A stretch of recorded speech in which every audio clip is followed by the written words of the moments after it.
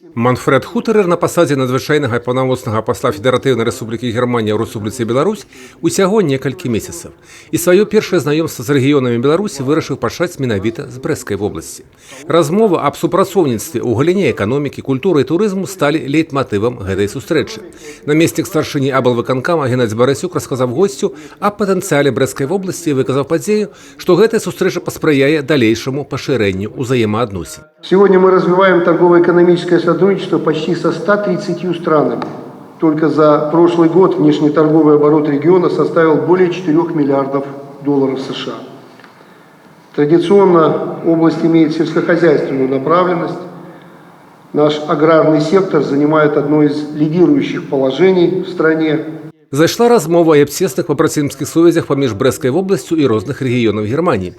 І гэта не толькі ўзаемныя турыстычныя абмены. Нямецкія калегі яшчэ і актыўныя ўдзельнікі розных гуманітарных праграм, якія рэалізуюцца ў вобласці. Асабліва цесныя кантакты на сёння ў Брэста і Нямецка-Равенсбурга. У нас в Бресте 5 партнеров Германии.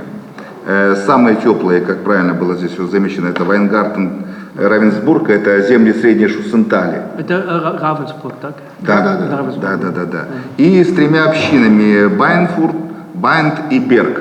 То есть 5 партнеров у нас есть в Германии. Я благодарен им за то, что делегации этих общин приняли участие в праздновании нашего тысячелетия.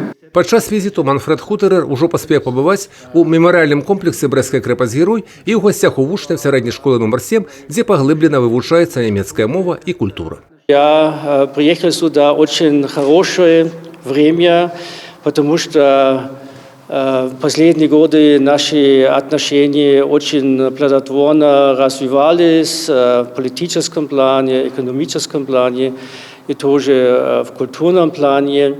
И я хочу тоже как-то познакомиться как посол с белорусскими регионами, и с этого я очень рад, что я как в качестве первой командировки я мог приехать в Брестскую область. Юрий Печур, Тигран Акопян, телерадиокомпания «Брест».